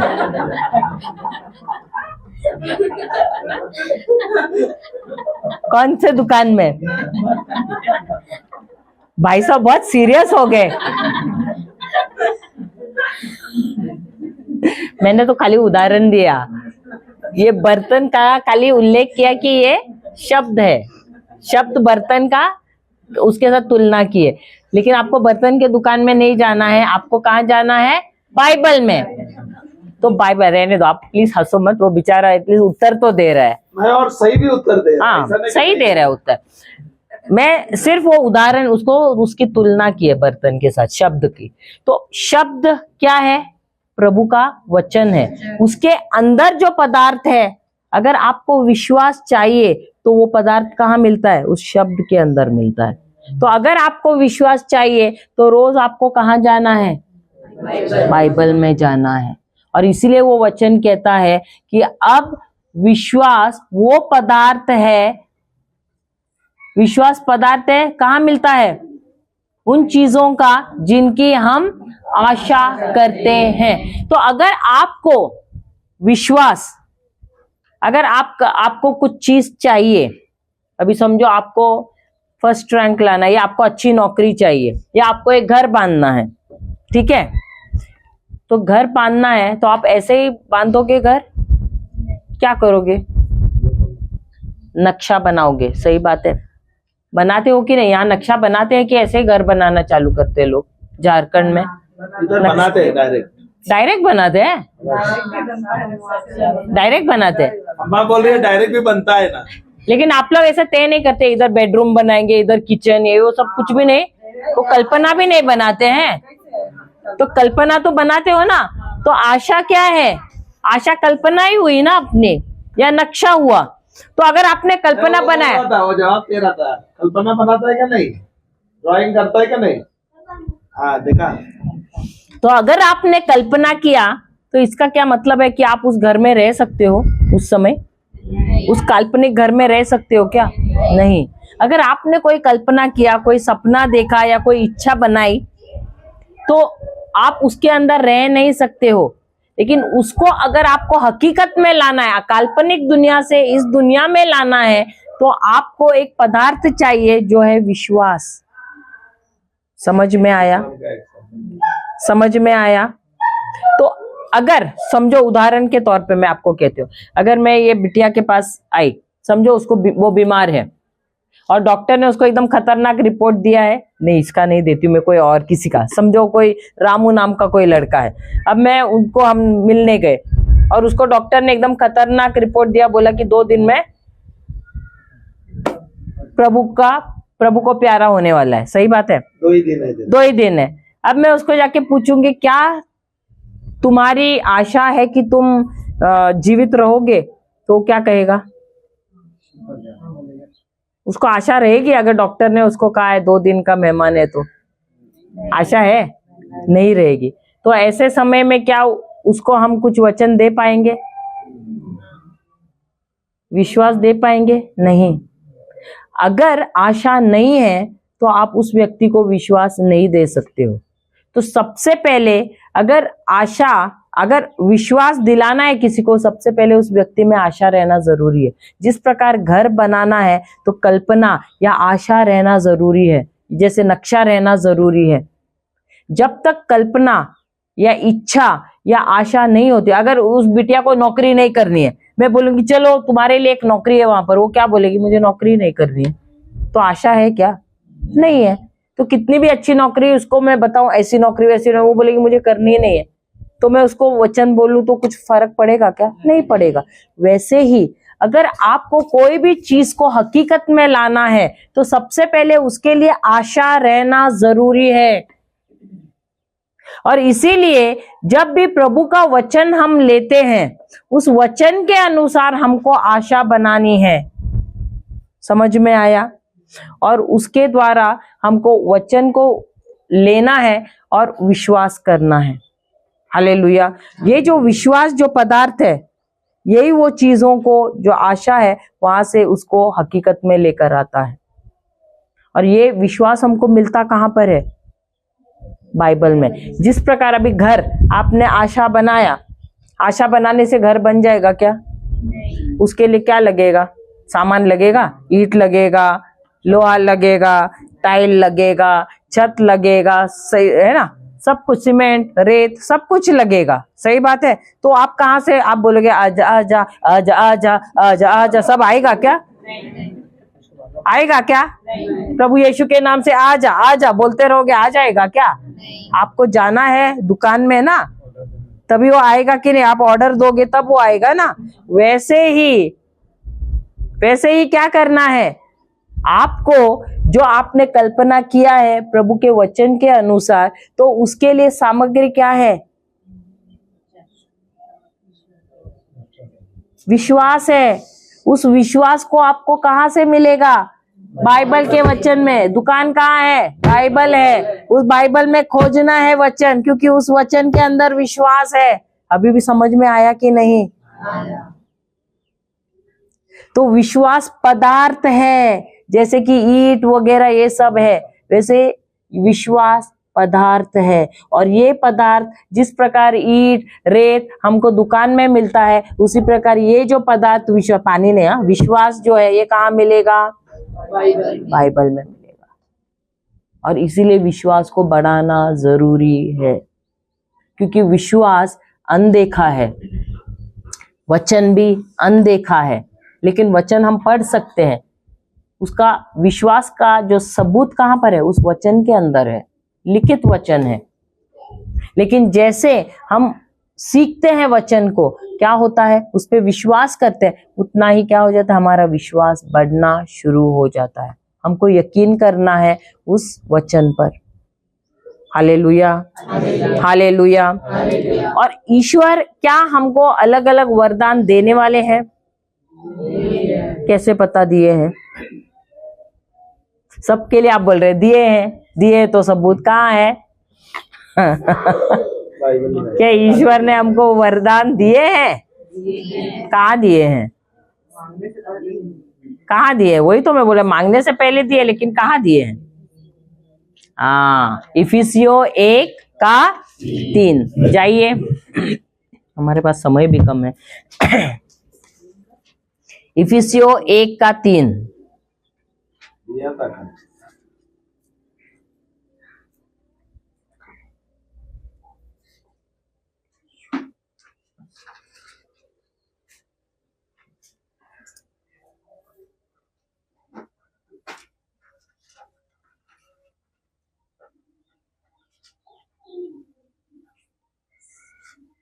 पढ़िए, कोई तो पढ़िए जल्दी जल्दी। हाँ, इफिसियो 1:3। धन्य है हमारे धन्य है हमारे प्रभु ईसा मसीह का प्रभु ईसा मसीह का ईश्वर और पिता। ईश्वर और पिता, उसने मसीह द्वारा हम लोगों को स्वर्ग के कुछ प्रकार के आध्यात्मिक वरदान प्रदान किए हैं। स्वर्ग के कुछ प्रकार के आध्यात्म कुछ प्रकार के हर प्रकार के आध्यात्मिक वरदान प्रदान करने वाले हैं। किए हैं तो कहाँ है? तो कहाँ है? कहाँ है? एफिसिया में है वो, बाकी अभी कहाँ है? दे दिया है ना। तो कहाँ है? बाइबल में। आत्मा में है। आत्मा में है। हाँ, आत्मा। हृदय वो आत्मा है। हृदय यानी कलेजे का टुकड़ा नहीं है, हमारा आत्मा। यहाँ पेट में पवित्र आत्मा है, आत्मा बसता है। हालेलुया। आप जब आप अन्य भाषा में बातें करोगे, आप देखोगे, महसूस करोगे कुछ तो हिल रहा है, वो पवित्र आत्मा है जो हिल रहा है अंदर। आप लोगों ने पता नहीं महसूस, आप काफी लोगों, कितनों का अन्य भाषा का वरदान है? आपने कभी महसूस नहीं किया पेट में हिलता है? तो Not everyone. कभी कभी हिलता, हम तो करते समय हिलता है वो पवित्र वो तो अभिषेक है, लेकिन पेट में जब ऐसे हिलता हुआ लग रहा है, पवित्र आत्मा है जो हिल रहा है वहां पर। हालेलुया, हालेलुया, जय यीशु, जय यीशु। तो ईश्वर क्या हमको वरदान देने वाले हैं कि दे दिया है? हालेलुया। हम जाते हैं मार्कुस का सुसमाचार अध्याय 16,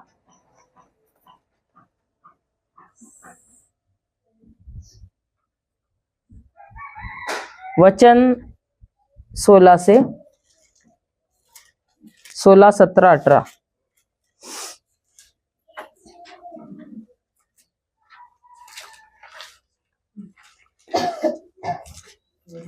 16, 17 और 18। जो विश्वास करेगा और बपतिस्मा ग्रहण करेगा उसे मुक्ति मिलेगी। जो विश्वास नहीं करेगा वह दोषी ठहराया जाएगा। अब ये विश्वास कौन सा विश्वास? हृदय का या मनुष्य विश्वास? दो प्रकार के विश्वास है, एक तो मनुष्य का विश्वास है, एक तो हृदय का विश्वास है, ईश्वरीय विश्वास। सही बात है। तो कौन से विश्वास के बारे में कह रहा है? ईश्वरीय विश्वास। क्यों? क्योंकि मनुष्य विश्वास कैसा होता है? 5 इंद्रियों का होता है। सही बात है। मनुष्य विश्वास जो नजर आता है उन चीजों के ऊपर उसका विश्वास होता है, और ईश्वरीय विश्वास क्या है? जो अनदेखी चीजों पर विश्वास करता है, वो है बाइबल की चीजों पर। हालेलुया। आगे 17। विश्वास करने वाले ये चमत्कार दिखाया करेंगे। वे मेरा नाम लेकर अवधूतों को निकाले। अरे मैं बता सकती हूँ कि आप लोगों के पास हाथ नहीं है।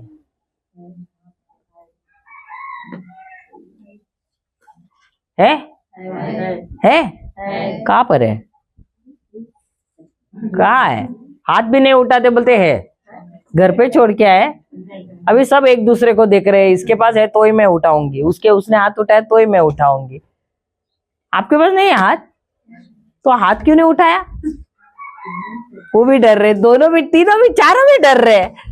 अरे हाथ उठाओ तो सही, है कि नहीं हाथ? हाँ, तो हाथ उठाओ तो सही। हम भी देखे हाथ है। तो सच बोल रहे क्या हाथ है करके? किसी और के हाथ उठा के तो नहीं लाए ना? गलती से किसी और के उठा के नहीं लाए ना?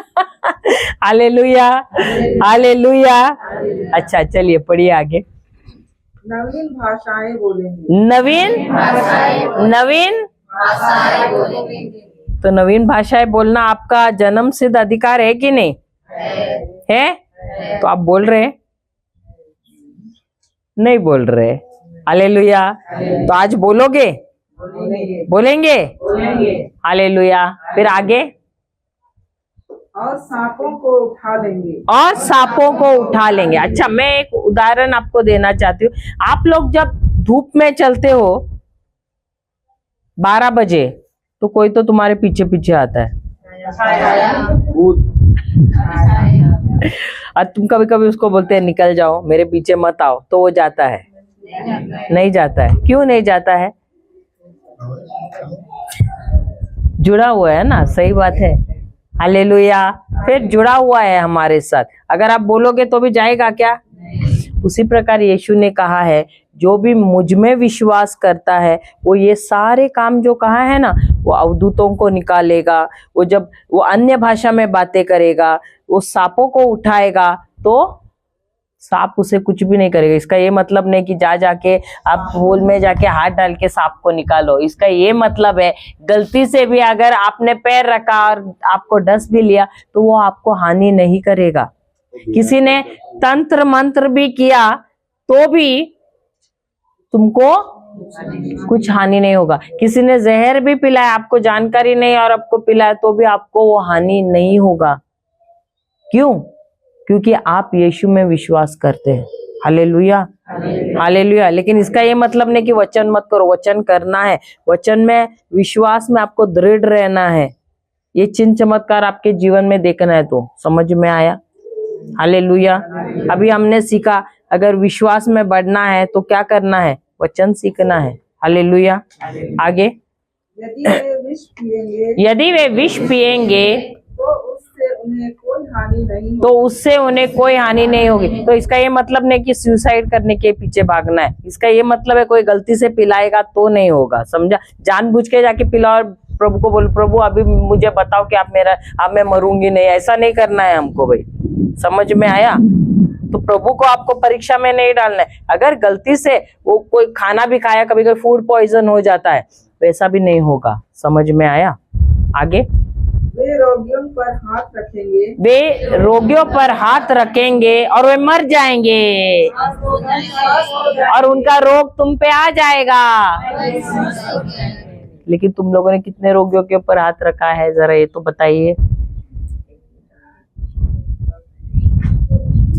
आप तो सब चिल्ला चिल्ला के बोल रहे थे स्वस्थ हो जाएंगे, लेकिन कितने लोगों ने रखा है रोगियों पे हाथ? आपने रखा है? रखे हैं? बाकी का हाथ घर पे छोड़ के नहीं, किसी और का उठा के ले। अच्छा रखे। Hallelujah, hallelujah. तो सबके पास हाथ है ना? किसके लिए दिए? खाना खाने के लिए, चाटा मारने के लिए। बच्चों को मार। वही बोला, चाटा मारने के लिए बच्चों को। सही बात है। किसके लिए? बर्तन धोने के लिए, रोगियों पर हाथ रखने के लिए। हालेलुया। तो ये सारे चिन्ह चमत्कार कौन करेगा? जो यीशु के कार्यों में विश्वास करता है। Hallelujah, hallelujah, hallelujah. अब ये जो अन्य भाषा का वरदान ये स्वर्गीय भाषा है और ये हमारा जन्म सिद्ध अधिकार है इसको बोलना। हालेलुया। अब ये जो अन्य भाषा का वरदान हम जाते पहला कुरिन्थियों 14 का दो तीन फायदे देख लेते हैं हम। पहला कुरिन्थियों 14 का 2।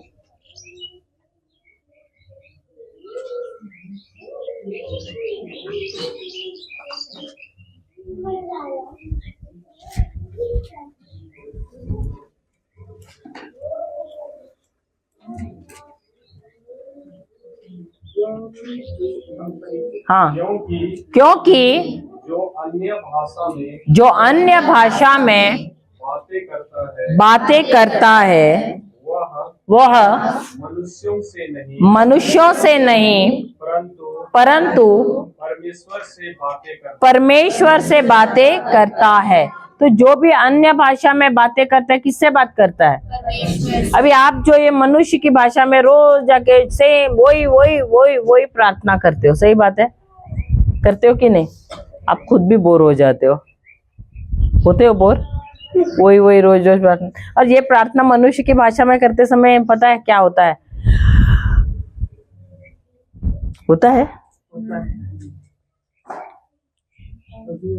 नींद भी आती है। और अरे बिटिया जाके देखना चूल्हे पे कुछ है क्या, कहीं बिल्ली तो नहीं आई है, जरा दरवाजा बंद कर ले।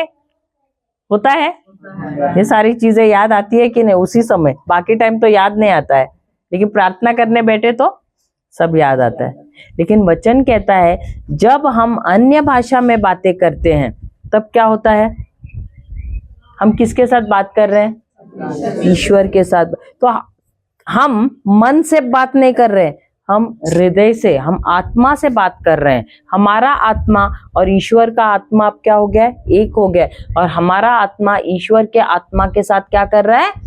बात कर रहा है। Hallelujah, hallelujah. तो अच्छी बात है कि नहीं अन्य भाषा में बातें करना? Hallelujah, hallelujah. हम जाते हैं 14वां वचन, उसी का 14वां वचन। क्योंकि यदि मैं किसी अपरिचित भाषा में प्रार्थना करता हूँ तो मेरी आत्मा प्रार्थना करती है, बस। किंतु मेरी बुद्धि निष्क्रिय है। तो जब भी आप अन्य भाषा में बातें करोगे तो आपके मन को कुछ समझ में नहीं आएगा। समझ में आया? अन्य भाषा में बातें करना यानी आपको उस भाषा के बारे में कुछ भी नहीं मालूम पड़ेगा, जो बोल रहे हो समझ में नहीं आएगा। अगर समझ में आया इसका मतलब फिर वो अन्य भाषा नहीं है। तो यहाँ पर आपके मन को शांत रहना है, आपके मन का कोई काम ही नहीं है। तो जब आप अन्य भाषा में बातें करते हो, आप ऐसी भाषा बात करोगे जो संसार में कहीं ना कहीं किसी ना किसी कोने में वो भाषा बात की गई है, कर रहे हैं लोग। समझ में आया? तो यहाँ पर आपको सोचना नहीं अरे मैं क्या बोल रही हूँ, मैं कुछ गलत बोल रही हूँ क्या, लोग क्या समझेंगे। इसमें मन को आपको बोलना है चुप रहने के लिए। हालेलुया। तो क्योंकि जो भी बात कर रहे हो वो आप स्वर्गीय पिता से बात कर रहे हो, उनको मालूम है कि आप क्या बात कर रहे हो, क्योंकि ईश्वर आत्मा है, आप भी आत्मा है। हालेलुया। तो हम आत्मा से आत्मा का हमारा बातचीत हो रहा है, उसमें हमारे मन में क्या है? 5 इंद्रिय है, हमारे एहसास है, हमारी भावनाएं है, तो इनको इसमें हमारी बुद्धिमत्ता है, तो इसको इसमें कोई भी काम नहीं है। अगर हमारा मन तर्क कर रहा है तो मन को बोलना है शट अप, चुप बैठना, तुम बीच में मत बोलना। हालेलुया। क्योंकि जब भी तुम मुंह खोलोगे और बोलना शुरू करोगे नए नए शब्द आएंगे, हमको भी मालूम नहीं हम क्या बात कर रहे हैं। हालेलुया। अगर आप देखोगे 18वां वचन में दिया है संत पौल सबसे अधिक अन्य भाषा में बातें करते थे, प्रार्थना करते थे। और हमने देखा है कि जितना वो अधिक प्रार्थना करते थे अन्य भाषा में, उतना अधिक उनको प्रकाशना मिलता था। Hallelujah, hallelujah.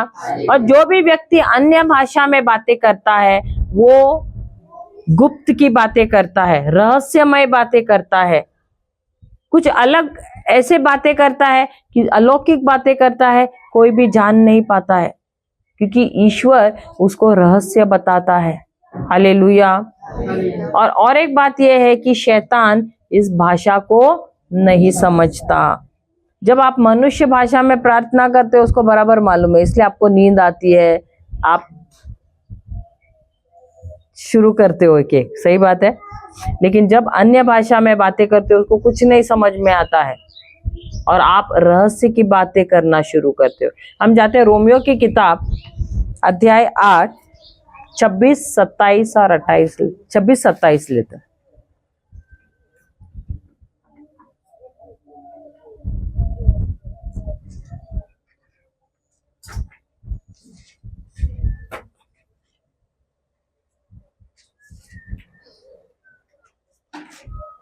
रोमियो 8:26-27। इसी रीति से आत्मा भी हमारी दुर्बलता में सहायता करता है, क्योंकि हम नहीं जानते कि प्रार्थना किस रीति से करना चाहिए। तो क्या हम दुर्बल हैं? हम सब दुर्बल है या नहीं है? हम हैं, इसके लिए हमको पवित्र आत्मा की आवश्यकता है। और इसीलिए ईश्वर ने हमको पवित्र आत्मा दिया है, और इसीलिए हमको दिया है ताकि जब हम प्रार्थना करते हैं, हम जानते नहीं है कि हमको कैसी प्रार्थना करनी चाहिए, तब पवित्र आत्मा हमको बताते हैं कि हमको कैसी प्रार्थना करनी है। हालेलुया। फिर आगे पढ़ना। परंतु आत्मा आप ही ऐसा आहे भरकर जो बयां से बाहर है हमारे लिए विनती करता है। तो आपने देखा है कभी कोई बच्चा रोता है तो ऐसे करके रोता है, शब्द बोलता है क्या? आहे लेता है, आहे लेता है। वो उसका मतलब समझ में आता है क्या? नहीं। कभी कभी हम अन्य भाषा में बातें भी करते हैं या प्रार्थना करते हैं, तभी भी ऐसे होता है। हर एक को नहीं होता है, क्योंकि मैंने बहुत बार महसूस किया ऐसा होता है। तो जब हम नहीं समझते हैं कि क्या करना है, कैसा प्रार्थना करना है, तो पवित्र आत्मा हमारे आत्मा के द्वारा वो प्रार्थना करता है, और वो ऐसी गहरी गहरी आहें भरता है। और जब इस प्रकार की प्रार्थना, इसको कराहना भी कहते हैं, जब इस प्रकार की प्रार्थना, ये जो अन्य भाषा है उससे उच्च स्तर का प्रार्थना है। पहले अन्य भाषा से शुरू होता है, फिर ये कराहना रहता है। जब ये कराते हैं तब किसी के लिए, ऐसे व्यक्ति के लिए हम कभी कभी प्रार्थना करते हैं जो ये आध्यात्मिक युद्ध नहीं वो कर पाता है, तो पवित्र आत्मा हमारे आत्मा का इस्तेमाल करता है, और उसके लिए हम दोनों मिलके प्रार्थना करते हैं, या ये युद्ध पवित्र आत्मा हमारे द्वारा करता है। तो इसमें गहरी आहें भर भर के, जो समझ में भी नहीं आता है, उसके अनुसार वो गहरी आहें भरता है। और जब इस तरह से प्रार्थना करते हैं, ये प्रार्थना को 100% बोलते हैं ना, उत्तर मिल जाता है। Hallelujah, hallelujah. तो पवित्र आत्मा आता है, वो आता है और हमारी आत्मा का इस्तेमाल करता है प्रार्थना करने के लिए, और उस समय वो गहरी आहें लेकर रोता है और प्रार्थना करता है, कराहता है। हालेलुया। आगे। और मनों का जांचने वाला जानता है कि आत्मा ही की मानसा क्या है, क्योंकि वह पवित्र लोगों के लिए परमेश्वर की इच्छा के अनुसार विनती करता है। हालेलुया। अभी आपके मन में क्या चल रहा है मुझे मालूम है क्या? उसके मन में क्या चल रहा है आपको मालूम है क्या? लेकिन आपके मन में क्या चल रहा है आपके आत्मा को मालूम है? मालूम है ना। वैसे ही ईश्वर के मन में जो चल रहा है, क्या पवित्र आत्मा को मालूम है? मालूम है। क्यों? क्योंकि ये जो आत्मा किसका है? ईश्वर का है। और ये पवित्र आत्मा कहाँ पर है? हमारे अंदर है। तो जब पवित्र आत्मा हमारे अंदर है, क्या उसको ईश्वर के मन में क्या चल रहा है मालूम है? मालूम है। और वही पवित्र आत्मा कहाँ पर है? हमारे अंदर है। और वचन कहता है वो ईश्वर के मन में जो है उसके अनुसार हमारे द्वारा प्रार्थना करता है हमारे लिए। तो हमारे लिए जो योजना है ईश्वर की, वो कौन जानता है? पवित्र आत्मा जानता है, क्योंकि वो ईश्वर के मन को जानता है, और वही पवित्र आत्मा कहाँ पर है? हमारे अंदर है। और इसीलिए क्योंकि वो ईश्वर के मन को जानता है, ईश्वर के मन में हमारे संबंध में क्या है, हमारे भविष्य के बारे में क्या है, वो जानता है, और उसी के अनुसार वो क्या करता है? प्रार्थना करता है हमारे लिए, हमारी आत्मा को लेकर। समझ में आया? समझ में आया? आया कि नहीं आया? हालेलुया। तो क्या अन्य भाषा में प्रार्थना करना अच्छा है?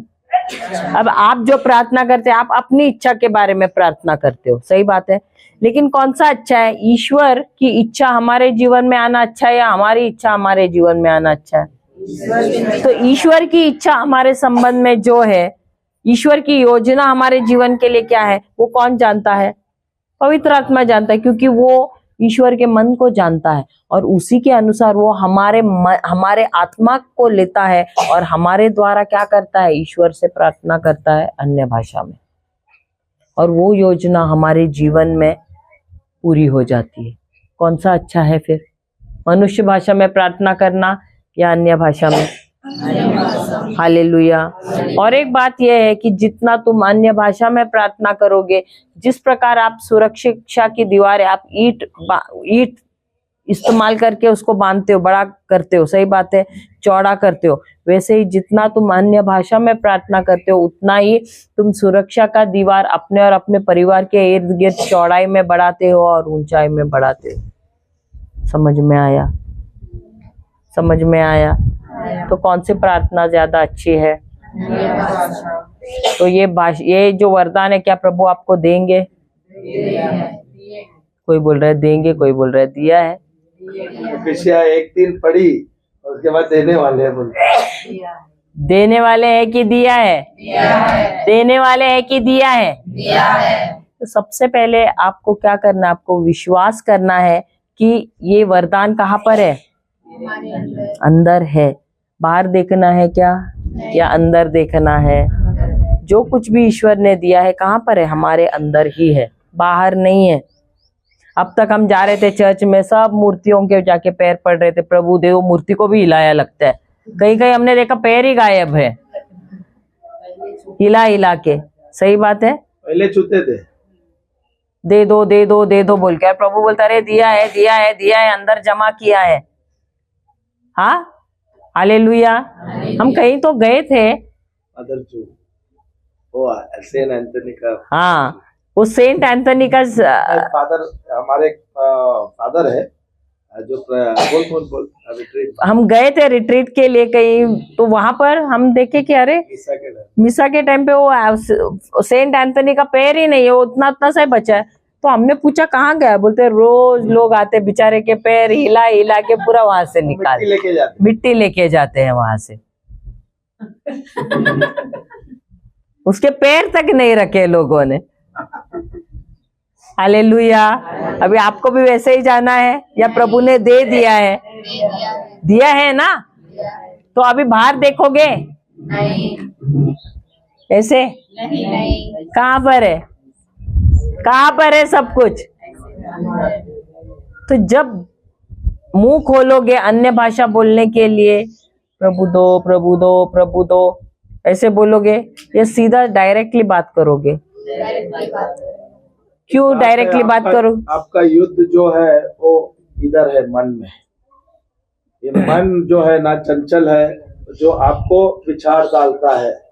शैतान क्या करता है? आपके मन को हमला करता है, बार बार बोलता है नहीं नहीं ये जो बोल रही है वो गलत है, ऐसा नहीं होता है, सही है कि नहीं? आपको समझना है परमेश्वर आत्मा है, आप भी आत्मा है, सही है ना? एक उदाहरण देती हूँ। अभी समझो आप बाहर गए शादी के लिए, घर पे कोई नहीं था, और आप बाहर से आ गए और अभी लाइट ही नहीं है, क्या करोगे? बिजली विभाग में आप फोन लगाओगे और बोलोगे हमारे घर पे लाइट नहीं है, आप आके ऑन करो। तो वो लोग आके करेंगे ना, यहाँ पर नहीं आते वो लोग। वो लोग आके स्विच ऑन नहीं करते यहाँ पर? अरे यहाँ नहीं आके करते हैं? वो बच्चे लोगों को, मेरे को क्या पूछता है, इनको पूछ, ये तेज है। बिजली विभाग वाले यहाँ आकर ऑन नहीं करते हैं? आप लोग करते तो हैं? लाइट चाहिए तो कौन ऑन करता है? खुद ही करते हैं? घर पे लाइट खुद करते हैं? सच्ची? अरे नहीं, मैं बोला बाहर से अंदर आए हो। बिजली है तेरे घर पर? खुद ही ना ऑन करेंगे। अच्छा, तो खुद ही तो ना। हाँ, तो मैं वही तो पूछ रही हूँ ना। तो आप सरकार वो बिजली विभाग वालों को बुलाओगे या खुद करोगे? तो इतने सालों से प्रभु से बोले प्रभु करो, प्रभु करो, प्रभु कर, प्रभु बोले अरे खुद कर, सब दिया है। सामर्थ्य दिया हुआ है। समझे कि नहीं समझे? तो अन्य भाषा का वरदान कहाँ पर है? अंदर ही है। तो जब तुम हालेलुया हालेलुया हालेलुया बोलोगे, क्या होगा? तुम्हारी जबान भारी हो जाएगी, लड़खड़ाएगी। हालेलुया ले ले ले ले ले ऐसे हो जाएगा। हालेलुया हालेलुया बोलते ले ले ले ले ले पापा पापा शबारा, अलग अलग शब्द आएगा। दोबारा हालेलुया पे आपको जाना क्यों मैं बोलूं? नहीं है। समझ में आया? तो नए नए शब्द आएंगे। मन बोलेगा अरे कुछ नहीं आएगा, क्या ये बोल रहे हैं, गलत बोल रहे हैं। तो आपको मन को बोलना है चुप बैठना, मुझे प्रभु ने वरदान दिया है, मुझे सिर्फ बटन ऑन करना है। अंदर है, उसको बाहर कैसे निकालना है? मुंह खोल के विश्वास से जब बोलोगे तो आएगा बाहर। समझ में आया? अब बच्चा, अब ये जब छोटी थी क्या बोलते आई? हेलो मम्मी ऐसे बोलते हुए आई क्या? कैसे आई वो?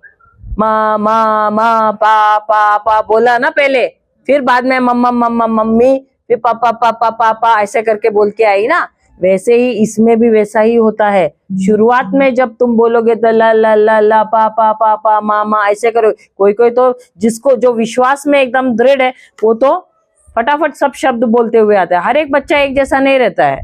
कोई बच्चा जल्दी बात करता है, कोई बच्चा धीरे से बात करता है, कोई कोई एक एक शब्द बोलता है, कोई कोई दो दो तीन तीन शब्द बोलता है एक साथ।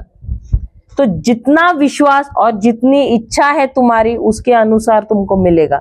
अगर तुम बोलेगा मिला तो मिलने दो, नहीं तो रहने दो, अगले बार देखेंगे, तो अगले बार के लिए रुकना पड़ेगा। अगले बार के लिए रुकना है? अभी चाहिए। वचन कहता है, जो बोलते हैं ना, the violent take the kingdom of God by force. बोलते हैं ना, जो बगावत करने वाला है, वो जो उत्तेजित व्यक्ति है वो छीन के लेता है ईश्वर के राज्य को। अगर आप एकदम ठंडे हैं, गुनगुने हैं, तो मिलेगा क्या? नहीं मिलेगा। तो आप गुनगुने हैं क्या? तो आप कौन से हैं? कौन से टीम में हो? गुनगुने वाले या उत्तेजित विश्वास से भरे हुए? तो मुझे अभी देखना है कितने लोग अन्य भाषा में बोल रहे हैं। सब खड़े रहो। तो आपको मिलेगा आपके विश्वास के अनुसार। सब खड़े रहो और अपना हाथ पकड़ लेना एक दूसरे का।